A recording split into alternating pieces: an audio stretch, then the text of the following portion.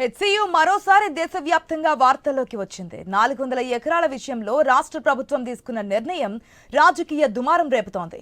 ఈ 400 ఎకరాలతో యూనివర్సిటీకి సంబంధం లేదన్నది రాష్ట్ర ప్రభుత్వం వాదన. దీనిపై విద్యార్థులతో పాటు హెచ్సియు అధికారులు, బీఆర్ఎస్, బీజేపీ, సిపిఎం నేతలు విభేదిస్తున్నారు. కొద్ది రోజులుగా తెలంగాణలో ఇదో బర్నింగ్ టాపిక్ గా మారిపోయింది. భూముల విషయంలో కొత్త కథనాలు ప్రచారంలోకి వస్తున్నాయి. రోహిత్ వేముల ఘటన తర్వాత ఆ స్థాయిలో ఉద్యమించేందుకు స్టూడెంట్స్ వెనుకాడడం లేదు. హెచ్సియుకి సంబంధించి అంగుళం భూమిని కూడా వదులుకోబోమని తేల్చి చెబుతున్నారు. ఎవరెన్ని విమర్శలు చేసినా, ఆందోళనలు చేపట్టినా ప్రభుత్వం మాత్రం ముందుకే వెళ్తామని స్పష్టం చేస్తోంది. ఈ భూములను విక్రయించడం ద్వారా 30,000 కోట్ల నిధులను సమీకరించుకోవాలనే పట్టుదలతో సర్కార్ ఉన్నట్లుగా తెలుస్తోంది.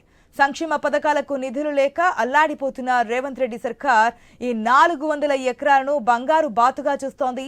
ఇప్పుడు ఈ సమస్య పొలిటికల్ టర్న్ తీసుకోవడంతో ఏం జరుగుతుందనే ఉత్కంఠ నెలకొంది.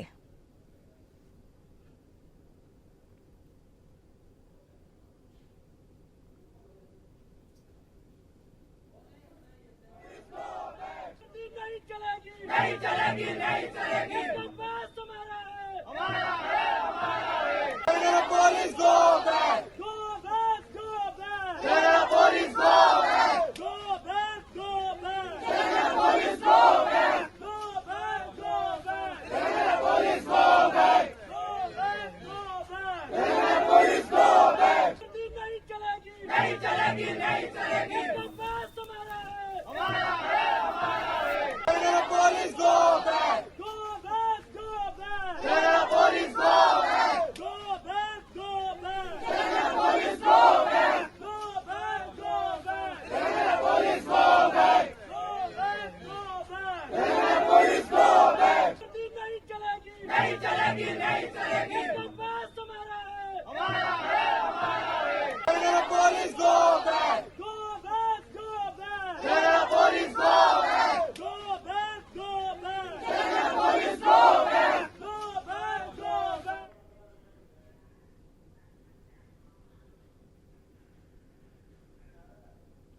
రైట్, మనం చూస్తున్నాం ఏదైతే 400 ఎకరాల హెచ్సియు భూమికి సంబంధించినటువంటి రగడ ఇది. దాదాపుగా అధికార పార్టీ ఒకవైపు, మిగిలిన పార్టీలు, ప్రతిపక్ష పార్టీలు, బీజేపీ కావచ్చు, బీఆర్ఎస్ కావచ్చు, ఎంఐఎం కావచ్చు, అదే విద్యార్థి సంఘాల నాయకులు కావచ్చు, మిగిలిన పార్టీలన్నీ కూడా మరొక వైపు నుంచి ఉన్నటువంటి సిచ్యువేషన్, ఒక్క అంగుళం కూడా అమ్మనివ్వబోము అని చెప్పి ఇప్పుడు ప్రజెంట్ సిచ్యువేషన్ ఏ విధంగా ఉందో తెలుసుకుందాం మా స్పెషల్ కరెస్పాండెంట్ సునీల్ ద్వారా. సునీల్, హెచ్సిలో సర్వే నెంబర్ సునీల్ హెచ్సిలో సర్వే నెంబర్ 25లో 400 ఎకరాల భూమిని ప్రభుత్వం ఇటు వివిధ కంపెనీలకు కేటాయించడాన్ని నిరసిస్తూ ఇటు విద్యార్థులైతే బీజేపీ ఎమ్మెల్యే క్వార్టర్స్కి చేరుకునేలోపు వాళ్ళని హౌస్ అరెస్ట్ చేశారు.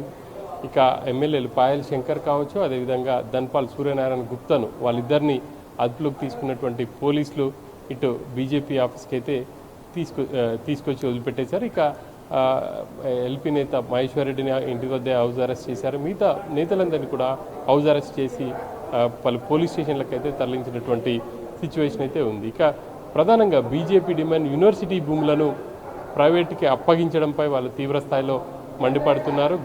గతంలో ప్రతిపక్ష పార్టీలో ఉన్నటువంటి రేవంత్ రెడ్డి, అప్పటి సర్కార్ బీఆర్ఎస్ సర్కార్ ప్రభుత్వ భూములను అమ్మడాన్ని నిరసిస్తూ వాళ్ళు ఆయన ఆందోళన చేశారు.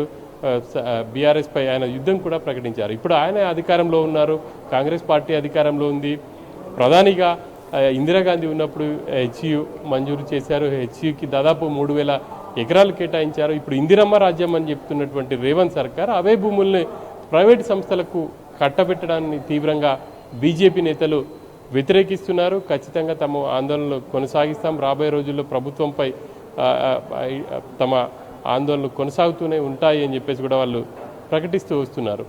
ఇక రాబోయే రోజుల్లో ఒక కార్యాచరణ ప్రకటిస్తామని చెప్పేసి కూడా చెప్తున్నారు. ప్రధానంగా హైదరాబాద్ పరిసర ప్రాంతాల్లో ఇప్పుడు హెచ్సియు పర్యావరణానికి నిలయంగా మారింది. అటు పర్యావరణానికి విఘాతం కలిగించేలా అక్కడ చర్యలు చేపడుతున్నారు.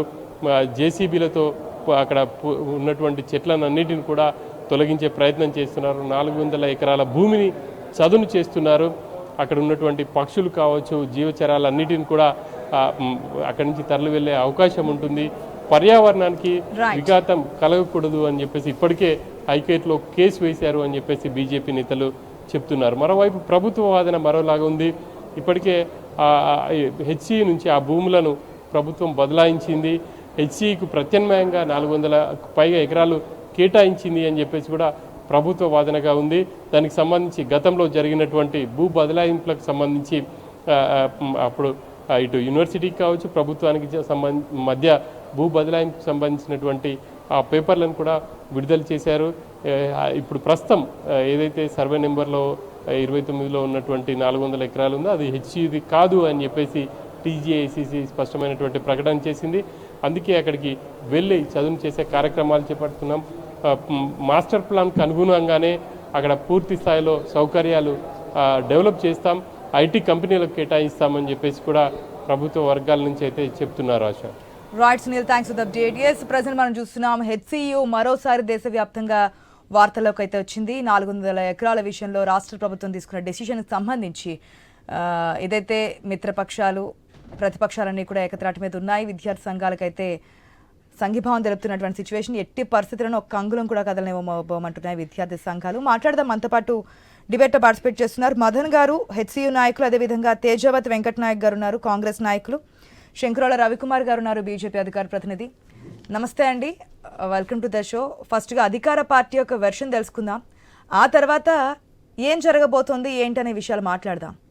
ఎస్ వెంకట్ గారు, ఏంటి ఒకటే పట్టు మీద ఉన్నారు, రాష్ట్రం అట్టడుగుతోంది, మెయిన్గా హెచ్సియు విషయానికి సంబంధించి ఏ విధమైన వెర్షన్ ఉందో అక్కడ మనం చూస్తున్నాం. ఈ విధంగా రాష్ట్ర పాలన జరిపిస్తారా? రాష్ట్ర పాలన చేయాలంటే భూములు అమ్మాలా? గతంలో మీరు ప్రతిపక్షంలో ఉన్నప్పుడు చేసిన కామెంట్స్ కూడా క్రోడీకరిస్తున్నాయి ఇప్పుడు ప్రతిపక్షాలు. మరి అప్పుడు తప్పైంది, ఇప్పుడు ఎలా కరెక్ట్ అవుతోంది? ఏం చేయాలనుకుంటున్నారు? డీటెయిల్స్ ఏంటి మేడం? ముందుగా మీకు ప్యానెల్ పెద్దలకు నమస్కారం మేడం. మేడం, నా వాయిస్ క్లియర్ గా వినపడుతుందా? క్లియర్ గా ఉంది, చెప్పండి మేడం. విషయం ఏంటంటే ఇప్పుడు మన హెచ్యు భూమి గురించి మాట్లాడుతున్నాం మేడం. యాక్చువల్గా గవర్నమెంట్ భూమి అది. ఆ గవర్నమెంట్ భూమి ఎవరో అంటే ఒక థర్డ్ పార్టీకి వాళ్ళ పేరున రాసినప్పుడు వాళ్ళు దాన్ని ప్రాపర్ వేలో యూటిలైజ్ చేసుకోలేదని చెప్పి అదే భూమిని మళ్ళీ గవర్నమెంట్ తీసుకునే ప్రయత్నం చేసింది, దాంట్లో సక్సెస్ అయింది. తర్వాత వాళ్ళు కోర్టుకు వెళ్ళారు, హైకోర్టుకు వెళ్ళారు, అక్కడ కూడా గవర్నమెంట్ భూమి అనేది తేలింది, సుప్రీంకోర్టుకు వెళ్ళారు, గవర్నమెంట్ భూమి అనేది తేలింది.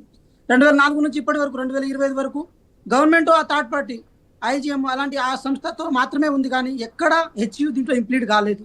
మా భూమిని ఎక్కడ క్లెయిమ్ చేయలేదు, ఇది మా భూమి అని చెప్పి ఎక్కడ దాన్ని బయట పొక్కే ప్రయత్నం చేయలేదు. దట్ ఇండికేట్స్ దట్ ఈ గొడవ అనేది కేవలం ఒక ప్రైవేట్ వ్యక్తికి గవర్నమెంట్ కి మధ్యన జరిగిన గొడవ మాత్రమే, ఇక్కడ హెచ్యుకి ఎటువంటి సంబంధం లేదు. So according to supreme court. నేను ఒక మాట ఏమంటున్నా అంటే మేడం, మేము ఉస్మానియా యూనివర్సిటీ విద్యార్థులుగా ఇన్ కేసు యూనివర్సిటీ భూములను ఏ గవర్నమెంట్ అయినా సరే, అది బీఆర్ఎస్ కానీ కాంగ్రెస్ కానీ ఏ గవర్నమెంట్ అయినా సరే అర్ధరహితంగా కనుక తీసుకునే ప్రయత్నం చేసినప్పుడు 100% అపోజ్ చేస్తాం, పార్టీలకు అతీతంగా. దాంట్లో ఎటువంటి ససిమిషన్ లేవు.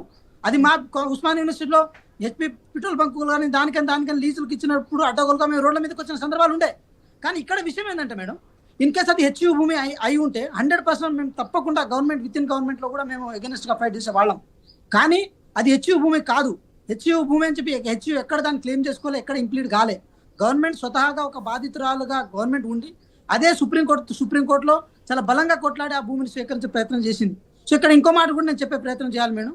కేటీఆర్ గారు అంటే వాళ్ళు ఎవరు బీఆర్ఎస్ పార్టీ గవర్నమెంట్లో ఉన్నప్పుడు ఆ భూమినే మహోం రామేశ్వరరావు గారిని కట్టబెట్టే ప్రయత్నంలో భాగంగా అక్కడ ఉన్న గోడను కూల్చివేసి అక్కడ ఏది సపరేట్గా ఆ భూములను అటు ఆ థర్డ్ పార్టీకి దాంతోపాటు మహోం రామేశ్వరరావు గారికి మధ్యలో ఒక సెటిల్మెంట్ చేసి ఆ సెటిల్మెంట్ ద్వారా వారికి మహోం రామేశ్వరరావు గారిని కట్టబెట్టే ప్రయత్నం చేసింది రాజకీయంగా.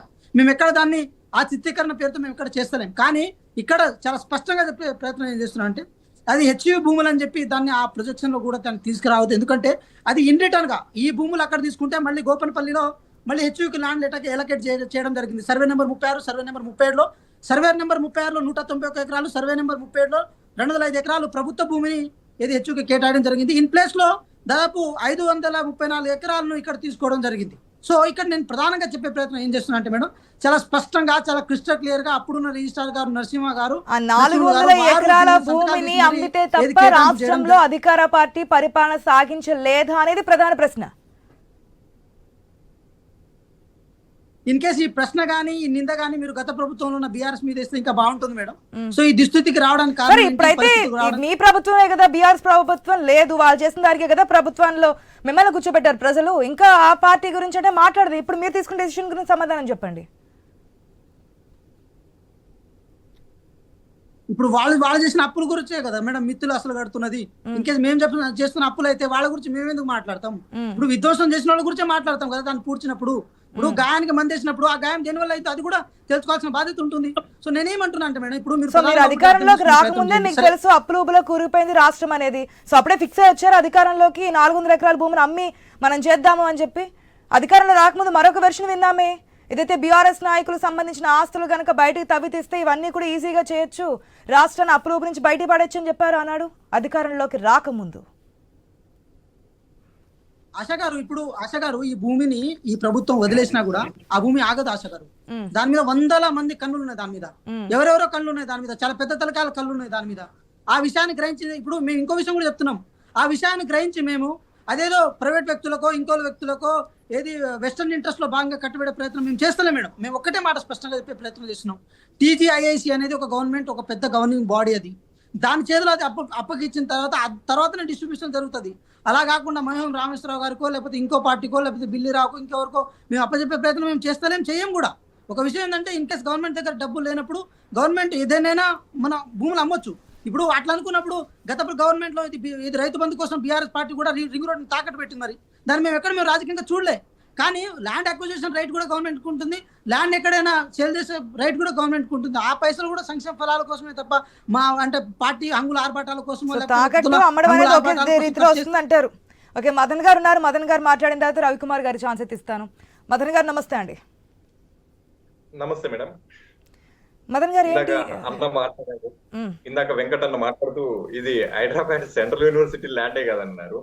ఒకసారి చరిత్రలో పరిశీలించుకుంటే 1974లో యూనివర్సిటీ స్థాపన చేస్తే 1975లో భూమిని కేటాయించారు. ఈ భూమిని కేటాయించింది ఎవరో కాదు, సాక్షాత్తు ఇందిరాగాంధీ. అంటే ఇప్పుడున్న కాంగ్రెస్ గవర్నమెంట్. ఆ గవర్నమెంట్ భూమి 2334 ఎకరాలు కేటాయించి తిరిగి గవర్నమెంట్ భూమి లాక్కుంటుంది. సో కేటాయించిన ప్రభుత్వమే తిరిగి గుంజుకునే ప్రయత్నం జరిగింది.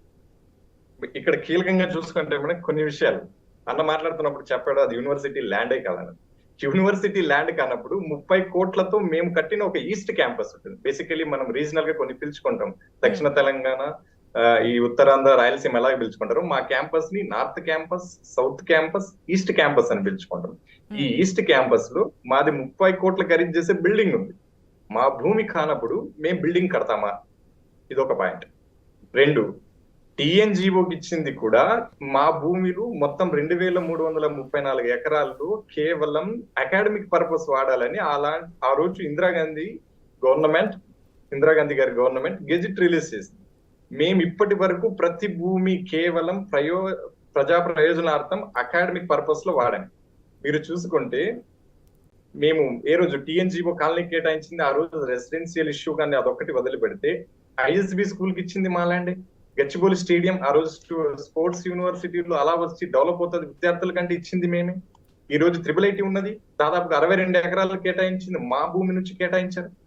ఆ రోజు నగరానికి చివరిగా ఉంది, రవాణా ఇష్యూ ఉంది, ఈ సరౌండింగ్ షేర్లింగంపల్లి వీళ్ళందరికీ అంటే ఆర్టీసీ బస్సు డిపోకు 10 ఎకరాలు కేటాయించాం. ఆ రోజు షేర్లింగంపల్లి ఖైరతాబాద్ కాన్స్టిట్యున్సీలో ఒక మండలం, వాళ్ళకి ఎంఆర్ఓ ఆఫీస్ లేదంటే అది అడ్మినిస్ట్రేటివ్ గా ఉంటుందని సెంట్రల్ గవర్నమెంట్ అయినా మా భూమిని స్టేట్ గవర్నమెంట్ బెనిఫిట్ కోసం ఇచ్చాం. కానీ ఇప్పుడు రేవంత్ రెడ్డి గారి సర్కార్ అమ్ముతున్నటువంటి భూమి ఏ ప్రయోజనార్థం కాదు, అకాడమిక్ పర్పస్ అస్సలు వాడట్లేదు, కార్పొరేట్ సెక్టార్లకు అప్పచెప్తున్నారు. నేను అదే అడుగుతున్నాను ఇదే ప్రభుత్వాన్ని. కందుకూరు వైపు మీరు smart city 4 cities future cities అని చెప్తున్నారు కదా, అక్కడ తీసుకోవచ్చు కదా. మీరు 30,000 కోట్లు గ్యాదర్ చేసామంటున్నారు కదా, ఈ 4 కోట్లు వదిలిపెట్టండి. ఈ హైదరాబాద్ సెంట్రల్ యూనివర్సిటీ మీకు చాలా చరిత్ర తీసుకుంటే జయాంధ్ర ఉద్యమానికి తొలి దశ తెలంగాణకి ఉద్యమానికి మధ్య 6 పాయింట్ ఫార్ములాలో ఇది ఒక ఫార్ములాలో ఒక పాయింట్ అందులో భాగంగా ఏర్పడింది. అంటే తెలంగాణ బిడ్డల ప్రభుత్వం కనుక ఇదే నిర్ణయంతో ముందుకెళ్తే మీ నెక్స్ట్ స్టెప్ ఏ విధంగా ఉండబోతోంది? మేడం ఇది స్టూడెంట్లు పర్టికులర్ గా సిన్సియర్ గా తీసుకుని ముందుకు నడుపుతున్న ఉద్యమం. రేవంత్ రెడ్డి సార్ అనుకుంటున్నారు సెంట్రల్ యూనివర్సిటీ వాళ్ళు ఉస్మానియా యూనివర్సిటీ విద్యార్థులంతా అగ్రెసివ్ గా పోరు అని ఆయన చాలా తక్కువ అంచనా వేస్తున్నారు. మేము ఈ ముఖంగా ఒకటే చెప్తున్నాను, సెంట్రల్ యూనివర్సిటీ స్టూడెంట్ చాలా జెంటిల్ గా డిప్లొమాటిక్ గా ప్లాన్ చేస్తాం. 4 అంచెల ఒక వ్యూహం పన్నినట్టుగానే మా ఉద్యమాలు నడుస్తాయి. మీరు మొదట్లో చూసుకుంటే చాలా స్మూత్ గా స్లోగా స్టార్ట్ అయింది. కానీ ఈ రోజు కేంద్ర ప్రభుత్వం బీజేపీ మద్దతు దొరుకుతుంది, ఈ రోజు రాష్ట్ర ప్రతిపక్షమైనటువంటి బీఆర్ఎస్ మద్దతు ప్రకటిస్తుంది, అలాగే నగర వాసుల ప్రకృతి ప్రేమికులు ప్రతి ఒక్కరు మద్దతు దొరుకుతుంది. ఈ రోజు రేవంత్ రెడ్డి గారు ఎటు పోలేని పరిస్థితికి తీసుకెళ్తాం. ఖచ్చితంగా ప్రభుత్వం దిగి వస్తుంది. దిగిరాని పక్షంలో ఇది దేశంలోనే ఒక విప్లవాత్మక ప్రక్రియకు దారి తీయబడుతుంది. ఖచ్చితంగా రేవంత్ రెడ్డి గారి ఖచ్చితంగా ఈ ప్రభుత్వం వెనక్కి వస్తుంది. మా 400 ఎకరాలు మాకు అప్పచెప్తుంది. ఈ హైదరాబాద్ కి లంగ్స్ గా వ్యవహరించినటువంటి మా గ్రీనరీ మీరు చూసే ఉంటారు విజువల్స్. 70 దాకా జేసీబీలు రాత్రిలు పనిచేయాలా, అది కూడా ఉగాది పండగ రోజు తర్వాత ఉన్నటువంటి రంజాన్ రోజు 2 రోజులను ప్లాన్ చేసుకుని 70 వరకు జేసీబీలు డే అండ్ నైట్ పనిచేయాలా. ఇది గవర్నమెంట్ ల్యాండ్ అయినప్పుడు మరి ఇంత రాత్రి చేయాల్సిన అవసరం ఏముంది? అది కూడా మా కాంపౌండ్ వాళ్ళని పగలగొట్టుకొని వచ్చాయి. మీకు అంత అధికారికంగా మీకు ఉన్నప్పుడు మా ముఖద్వారం నుంచి ఒక నిమిషం, రవికుమార్ గారు కూడా ఉన్నారు. ఒక నిమిషం, కేంద్ర ప్రభుత్వం కూడా విద్యార్థి నాయకులకి మద్దతు పలుకుతున్నారు కాబట్టి రవికుమార్ గారు నమస్తే అండి. నమస్తే ఆశ గారు. నమస్తే. కేంద్ర సహాయ మంత్రి బండి సంజయ్ అయితే చాలా క్లియర్ గా ఉన్నారు. గత ప్రభుత్వాన్ని ఇప్పుడు ప్రభుత్వాన్ని రెండింటిని జాయిన్ చేస్తూ ఏం చేస్తున్నారు, ప్రజలు ఏ ప్రభుత్వాన్ని ఎన్నుకున్నారు, ఎందుకు ఎన్నుకున్నారు అనేది క్లియర్ గా చెప్తూ ఉన్నారు. మరేంటి ఇప్పుడు ఏ విధంగా వారు సపోర్ట్ చేయబోతుంది బీజేపీ? మేము మొదటి నుంచి చెప్తా ఉన్నాం, కాంగ్రెస్ పార్టీ అధికారంలోకి వచ్చినప్పటి నుంచి చెప్తున్నాం. కాంగ్రెస్ పార్టీ ఎన్నికల ప్రచారంలో కూడా మేము చెప్పినాం, వీళ్ళు దొంగలు, దోపిడీదారులు, పెద్ద దొంగ పోయి ఇంకా పెద్ద దొంగ వస్తాడు, చిన్న దోపిడీదారు పోయి పెద్ద దోపిడీదారు వస్తాడు రేవంత్ రెడ్డి, అది మంచిది కాదు, తెలంగాణకు మంచిది కాదు, తెలంగాణ భవిష్యత్తుకు మంచిది కాదు, అందులో ముఖ్యంగా తెలంగాణ విద్యార్థులకు అసలు మంచిది కాదని చెప్పేసి మేము మొదలే చెప్పినాం. వీళ్ళు అప్పటికే బీఆర్ఎస్ పార్టీ వాళ్ళు అనేక యూనివర్సిటీల యొక్క భూములు కావచ్చు, బస్ స్టాండ్ల యొక్క భూములు కావచ్చు, వీటన్నిటిపైన కన్నేసినారు. వీళ్ళే కన్నేసినారంటే డైరెక్ట్ గా రేవంత్ రెడ్డి వచ్చిందంటే మొత్తం ఎత్తుకొని పోతాం డైరెక్ట్ గా, ఈయన ఇంకా పెద్ద దోపిడీదారు అని చెప్పేసి చెప్పినాం. ఆయన కూడా తెలంగాణ ప్రజలు వినరాడైనా అంటే వినకుండా మళ్ళీ ఏం చేసినారు, పెద్ద చిన్నోని వదిలేసి పెద్దోని తెచ్చుకున్నారు, కషాయిని వదిలేసి పెద్ద నరహంతకుని తెచ్చుకున్నారు తెలంగాణకి. ఇప్పుడు ఇదే పరిస్థితి ఏ విధంగా కొనసాగితే తెలంగాణ రాష్ట్రంలో, అందులో ముఖ్యంగా హైదరాబాద్ చుట్టుపక్కల ఎక్కడ కూడా ప్రభుత్వ భూమి అంటూ ఉండదు. తెలంగాణ జిల్లాల నుంచి వచ్చేటువంటి పేదవాళ్ళకి ఎక్కడ భూమి కూడా దొరకదు, మొట్టమొదటిది. రెండోది, అసలు తెలంగాణకు హైదరాబాద్ కి ఆక్సిజన్ లాగా ఉన్నటువంటి హెచ్సియు భూముల్ని ఆక్రమించుకోవడం ద్వారా రేవంత్ రెడ్డి సాధించబోయేది ఏంటో అర్థం కావట్లేదు. 400 ఎకరాల భూమిని అమ్మితే ఆయనకి ఎన్ని వేల కోట్ల కమిషన్ ముడుతుందో, అక్కడ నుంచి ఎన్ని వేల కోట్లు వాళ్ళ అధినేతకు రాహుల్ గాంధీకి పంపిస్తాడో వెంకట్ గారు. అంటే ఓకే, ఇక్కడ నుంచి ఢిల్లీకి వెళ్తుందా లేదా ముడుపులు అనేది పక్కన పెడితే, ఒకవేళ రాష్ట్ర ప్రభుత్వం తీసుకోకపోతే గనక చాలా డేగకల్లా భూమి మీద ఉన్నాయంటున్నారు. కరెక్ట్. పర్యావరణము దెబ్బతింటుందని చెప్పేసి కూడా మేము మొత్తుకుంటున్నాము. తెలంగాణ ప్రజలందరూ కూడా మొత్తుకుంటున్నారు. హెచ్సియు విద్యార్థులు పోరాడుతున్నారు. వాళ్ళ యొక్క సంఘాలకు అతీతంగా, రాజకీయ పార్టీలకు అతీతంగా వాళ్ళు కూడా పోరాడుతున్నారు. ఎవరు కూడా ఈ తెలంగాణ ప్రభుత్వం యొక్క నిర్ణయాన్ని కనీసం కూడా సమర్థించడం లేదు. అందరూ వ్యతిరేకిస్తున్నారు, ప్రతి ఒక్కరు వ్యతిరేకిస్తున్నారు. ఈవెన్ కాంగ్రెస్ పార్టీలో ఉన్నటువంటి ప్రకృతి ప్రేమికులు కావచ్చు, హైదరాబాద్ ప్రేమికులు కావచ్చు, తెలంగాణ ఉద్యమకారులు కావచ్చు, వాళ్ళు కూడా ఈ నిర్ణయాన్ని వ్యతిరేకిస్తున్నారు. ఈ విషయాన్ని రేవంత్ రెడ్డి గారు ఎందుకో గమనించట్లేదు, ఎందుకో ఇంత మూర్ఖంగా ముందుకే వెళ్ళాలని అనుకుంటున్నారు. అది కూడా ఆదివారం సెలవు దినము, నెక్స్ట్ డే రంజాన్ సెలవు దినము, ఈ రోజు కూడా సెలవు దినం గవర్నమెంట్ కి. ఈ సెలవు దినాల్లో అంత పెద్దగా ఒక దాడి, బుల్డోజర్లను పెట్టుకొని ఒక దాడి చేయడం అవసరమా? అక్కడ ప్రకృతిని విధ్వంసం చేయడం అవసరమా? అక్కడ ప్రకృతిని విధ్వంసం చేసి అక్కడ నెమళ్ళు, జాతీయ పక్షులైన నెమళ్ళు ఉంటాయి, ఆ నెమళ్ళు జాతీయ పక్షులను కూడా బతకనీలేనటువంటి పరిస్థితి తీసుకొని వస్తున్నారు. అసలు వీళ్ళకు మానవత్వం ఉన్నదా? వీళ్ళకి అసలు మానవత్వం కొంచెమైనా ఉన్నదా? మానవత్వం ఉన్న మనుషులు చేసే పనేనా? అక్కడ విద్యార్థులు, బీజేపీ నాయకుల్ని ఇప్పుడు ఎక్కడికక్కడ హౌస్ అరెస్ట్ చేశారు కదా, ఎక్కడికి బయటకు కూడా కదలనివ్వడం లేదు, మీరు మద్దతు తెలపడానికి వెళ్ళనివ్వడం లేదు. విద్యార్థులను కూడా జుట్టు పట్టుకొని లాక్కెళ్తున్నారు. అంతగా ఏమొచ్చింది? తెలంగాణలో నీకు అంత యాక్సెప్టెన్స్ ఉంటే, తెలంగాణలో ప్రజలందరూ కూడా నీకు ఓటు వేసి గెలిపించుకుంటే నువ్వు జాగ్రత్తగా వెళ్ళిపోవచ్చు కదా. అంత దొంగలాగా హాలిడే రోజుల్లో, సెలవు రోజుల్లో, పండగ రోజుల్లో వచ్చి అట్లా దాడి చేసి దొంగచాటును రావాల్సిన అవసరం ఏముంది? ఇప్పటికి కూడా తెలంగాణ ప్రభుత్వం ఇప్పటికైనా మంచి నిర్ణయాలు తీసుకోవాలా. ప్రజలందరూ అభిష్టం మేరకు ప్రజలు ఏ విధంగా అయితే చెప్తున్నారో ఆ విధంగా తీసుకోవాలా. లేకపోతే బీజేపీ నాయకులను ఇప్పటికే హౌస్ అరెస్ట్ చేసినారు, బీజేపీ ఎమ్మెల్యేలను హౌస్ అరెస్ట్ చేసినారు, అక్కడ లోకల్లో ఉండేటువంటి బీజేపీ నాయకులని మొన్నటి నుంచి హౌస్ అరెస్ట్ చేసినారు, ఆదివారం నుంచి హౌస్ అరెస్ట్ చేసినారు మా బీజేపీ నాయకులని. అక్కడ పండుగ కూడా చేసుకుంటే లేదు. మేము కానీ ఇది కానీ మీరు వెంటనే విరమించుకోకపోతే ఇది రాష్ట్రపతి పాలన తెలంగాణలో వచ్చే పరిస్థితికి దారి తీస్తుంది. సో మీరు కంప్లైంట్ చేయడానికి సిద్ధంగా ఉన్నారు. శాంతి భద్రతలో విఘాతం కలుగుతుంది కాబట్టి స్టేట్ లో రాష్ట్రపతి పాలన విధించాలనేది డిమాండ్ అయితే తెస్తామని. ఒక్క నిమిషం అండి. ఇంకో విషయం చెప్తానండి.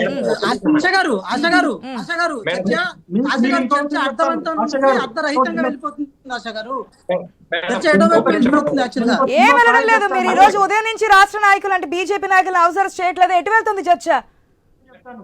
ఎటు వెళ్తుంది చర్చ? ఎటు వెళ్ళడం లేదు. భూములు అప్పగించినప్పుడు ఎవరు భూసేకరణ చేసింది? మీరా మేమా? ఆశా గారు ఒక చిన్న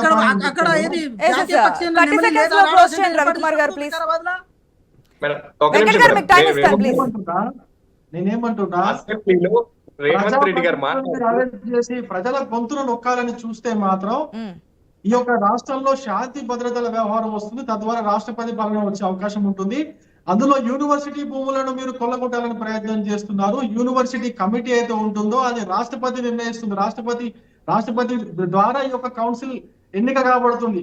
యూనివర్సిటీ వైస్ ఛాన్సలర్ దగ్గర నుంచి ఆ వైస్ ఛాన్సలర్ కింద ఉన్నటువంటి రిజిస్ట్రార్ కావచ్చు, ఆ కమిటీ మొత్తం కూడా రాష్ట్రపతి ద్వారా నియమింపబడుతుంది. అటవీ భూములకు సంబంధించింది కాబట్టి కేంద్రానికి సంబంధించిన అజమాయిషి కూడా దాని మీద ఉంటుంది అనేది. ఒక్క నిమిషం వెంకట్ గారు, ఒక్క నిమిషం ప్లీజ్, ఒక్క నిమిషం. ఎస్ మదన్ గారు, మీ పాయింట్స్ ఏంటి? 30 seconds లో కంప్లీట్ చేయండి. మేడం, అసెంబ్లీలో మాట్లాడుతూ రేవంత్ రెడ్డి గారు అక్కడ పులులు లేవు, సింహాలు లేవు, జింకలు లేవు, నెమ్మలు లేవు అన్నారు. ఇది ఎవ్రీ ఇయర్ మా స్టూడెంట్లు తీసే ఫోటోలు మీరు క్లారిటీగా చూస్తే ఒక్కొక్క నేచర్ లో స్టూడెంట్లు ఎవరైనా ఫోటో చేస్తే ఎవ్రీ ఇయర్ క్యాలెండర్ రిలీజ్ చేశారు. గత 10 ఏళ్ల పై నుంచి జరుగుతుంది. ఈ క్యాలెండర్ లో చూడండి జింకలు. ఇది తీసిన అబ్బాయి పేరు కూడా ఇక్కడ మీరు చూడొచ్చు, శాంతి సిన్హా. ఇది తీసిన అబ్బాయి పేరు కూడా ఇక్కడ ఉంటారు. అలాగే మీరు చూడండి బోయా వీవర్, ఈ గుళ్ళు కట్టుకుంది. ఇది ఎక్కడ మేము చేసిన ఎవ్రీ ఇయర్ 2025 ఇది. ఈ 25 లో దాదాపుగా ఎవ్రీ మంత్ కి ఒక ఇమేజ్ ని ఇలా వచ్చేసి ఇది చూడండి, ఈ బర్డ్స్ చూడండి. మీరు హైదరాబాద్ భూమి యూనివర్సిటీలు వదలము, ఇది మా భూమి గవర్నమెంట్ అని అంటున్నారు కదా. హైదరాబాద్ ఎన్విరాన్మెంట్ ఇది ఎవరు ఇష్యూ? హైడ్రా తీసుకొచ్చారు. అప్పుడెప్పుడో చెరువులు పూడిపోయే అవి ఇవి అంటారు. శతాబ్దాల నుంచి ఇక్కడ నేచర్ ఉంది. ఈ నేచర్ ని కూలగొడుతుంది. ఇప్పుడు గవర్నమెంట్ మీదకి మేము హైడ్రా పంపించాలా? మేము ఒకటే స్పష్టంగా చెప్తున్నాం రేవంత్ రెడ్డి సర్కార్ గారికి, సార్ ఇక్కడ మట్టి కాదు కదా, మీ ఇంటి చెట్టు మీద పిట్ట కట్టుకోవడానికి గడ్డి పోచ కూడా ఇక్కడ నుంచి తీసుకెళ్ళని. ఈ రోజు కాంగ్రెస్ ఉందని మేము ఫైట్ చేయట్లేదు. చెప్పండి వెంకట గారు, చెప్పండి.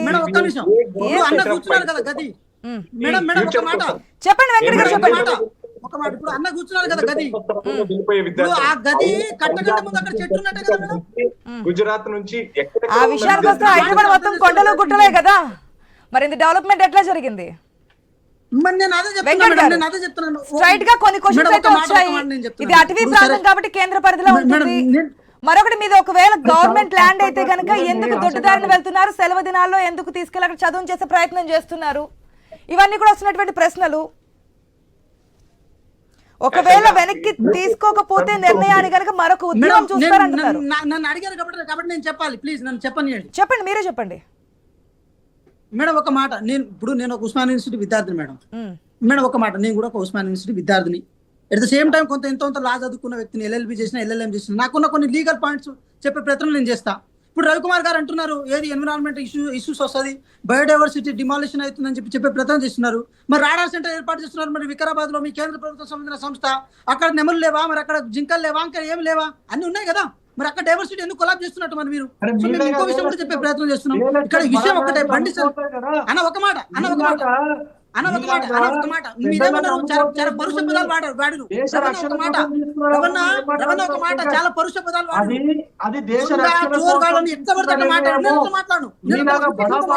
సబ్జెక్ట్ మాట్లాడతా. నేనేమంటున్నా, ఒక్క నిమిషం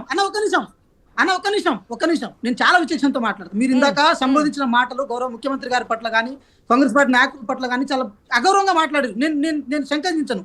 నేను దానికి మిమ్మల్ని చేస్తామని చెప్తున్నారు. దానికి బీజేపీ, బీఆర్ఎస్ తెలంగాణ సిపిఎం ప్రజలకు పార్టీల కొన్ని నుంచి నిమిషాలు మద్దతు ఉంటుంది, పర్యావరణ ప్రేమికులు కూడా మాతో పాటు ఉన్నారు, గవర్నమెంట్ కనుక ఈ నిర్ణయాన్ని వెనక్కి తీసుకోకపోతే మరో ఉద్యమం చూస్తారు అని చెప్తున్నారు.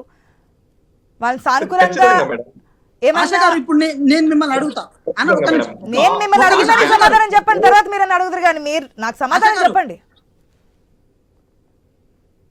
మేడం మా నన్ను campus అడుగుతున్నారు లో- కదా. ఎస్, ఒక్క నిమిషం అన్న ఒక్క నిమిషం.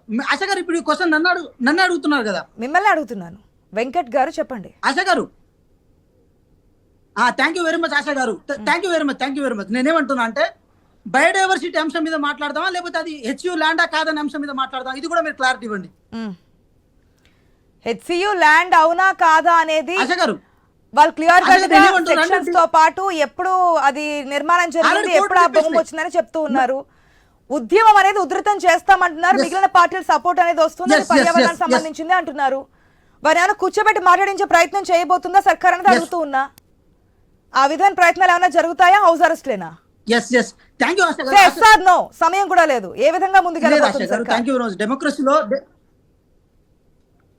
నేను కంక్లూడ్ చేస్తాను, నేను 1 minute లో కంక్లూడ్ చేస్తాను. నేనేమంటున్నా 30 seconds. ఇప్పుడు సరే ప్రజాస్వామ్యంలో పోరాడే హక్కు ఉంటుంది, ఏదైనా చేయొచ్చు కాక. సో నేనేమంటున్నా అంటే మేడం, అది హైదరాబాద్ సెంట్రల్ యూనివర్సిటీ భూమి కాదని చెప్పి హైకోర్టు చెప్పింది, సుప్రీంకోర్టు చెప్పిన తర్వాతనే గవర్నమెంట్ ఒక ఇనిషియేటివ్ తీసుకుంది. ఇన్ కేస్ పర్యావరణంగా అది ఇబ్బంది జరుగుతుంది అనుకోవడం 100% గవర్నమెంట్ కూడా కూర్చోబెట్టి మాట్లాడాలి. మనందరం పర్యావరణ ప్రేమికులం, దాన్ని మించిన మన జీవితాలు ఏం కావు. But at the same time మేమేమంటున్నాం అంటే ఈ రోజు మనందరం we are in the comfort zone sitting and talking, మనం మాట్లాడుతున్నాం. కానీ మనం మాట్లాడే చోట కూడా ఒకప్పుడు పర్యావరణం ఉంటుంది. సో మన కంఫర్ట్ కోసం అది నిర్మించుకున్నప్పుడు ఈ రోజు కూడా ఏ డెవలప్మెంట్ జరగాలన్నా ఏం చేయాలన్నా రేపు బీజేపీ కూడా ఒక రోడ్లు చెప్పిన దాని ప్రకారం ఒకరు కూర్చొని మాట్లాడే ప్రయత్నం రోడ్లు నిర్మాణం చేయండి. మరొక ఉద్యమం వైపు కాకుండా ఇది ఈ విధంగా ఉంది, ప్రాసెస్ ప్రకారం వెళ్తున్నాము, ఇల్లీగల్ గా వెళ్ళడం లేదు, చట్ట పరిధుల ప్రకారం వెళ్తున్నాం, ఇది హెచ్సియు ల్యాండ్ కాదు అనేది వాళ్ళు క్లియర్ గా చెప్పే ప్రయత్నం అయితే చేయండి. 100% ఈ చూద్దాం ఎటువంటి నిర్ణయం వస్తుందా అనేది. Thank you.